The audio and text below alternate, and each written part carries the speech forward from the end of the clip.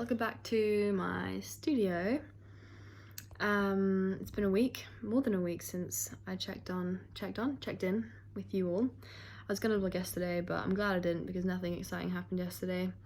Something far more exciting has happened today, which is that the treadmill is doing the thing that it's meant to do. Pete helped me write he did write all the code for it, and I wanted to film it to show him how it looked in action. So I'm going to insert some clips here of it working. Basically what happens is that you move your leg up or down on the treadmill belt, and then it spins the rotary encoder, which connects via an Arduino to some code on screen, and Pete can tell you a lot more about that than I can. But I'm going to learn. That's something that I'm going to do next week. And so that moves up and down, and to move side to side, you move your body side to side and the webcam picks it up. And to click the mouse down, you have to smile. And yeah, it looks really funny when you use it, as you can probably see on screen at some point. I'm not sick, I just got something stuck in my throat. But yeah, it's quite exciting that that's working. I like that it's like a full body computer operator mouse thing. That was kind of what I wanted it to do. I kind of wanted to put the body back into like digital work, and it's quite hard work. Like you have to move side from side while moving your leg up and down, and like there's quite a lot of coordination and it's tiring.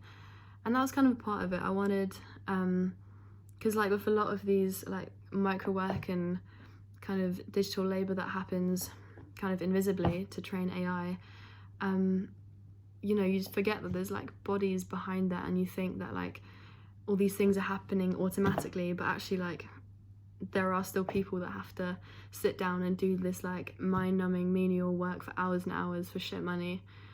And also like I think the internet and, you know, digital computers, like all that stuff, it's very like streamlined and shiny, and I wanted to put the body in all its like sweaty, phlegmy clunkiness back into it in a way that would make using these digital interfaces a lot more like clumsy, and I think it does that, so I'm happy about that. I still need to figure out what's going to go on the screen. It's not going to be drawing, that was just sort of to be able to see what you were doing. I want it to sort of more explicitly reference the micro work sort of concept behind that. So I think there's going to be either some kind of collective event or interface where it kind of simulates micro work. Maybe you have to use this to do it, or maybe it's just people getting together and having to do this for ages and ages just to kind of turn this labor into performance, just to sort of, I mean, I don't know what it's going to do yet.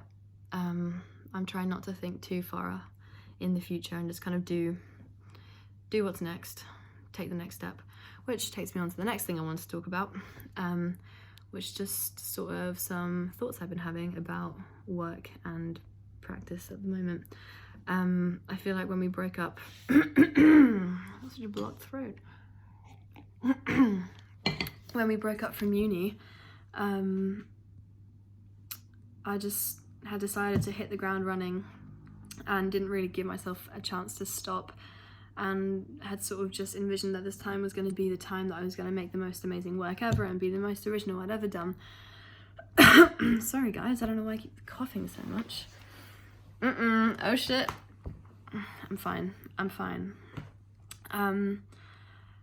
But it was just giving me a lot of stress, a lot of anxiety that I was sort of underperforming and I wasn't doing all the amazing things that I'd sort of set out to do.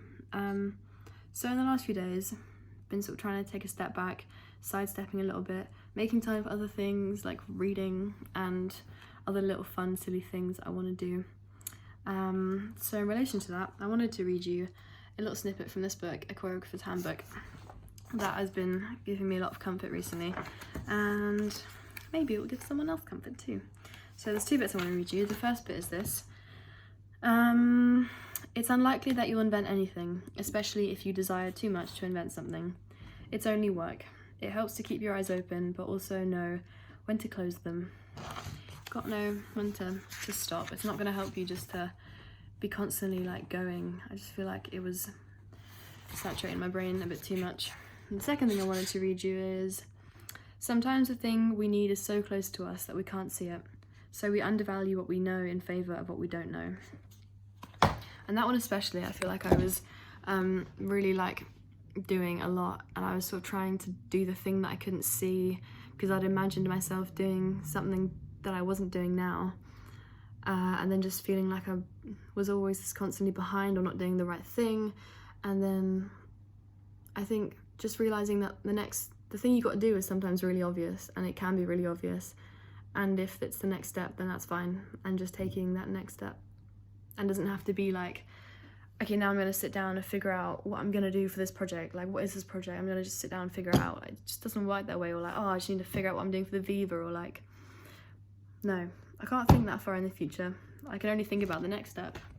And the next step is this or this. And it's just, yeah, trying to keep it simple. Yeah, that's my TED Talk for the day done. What else is new? Slit my eyebrow. Oops. No regrets though. Yeah. I wanna go sunshine. Bye.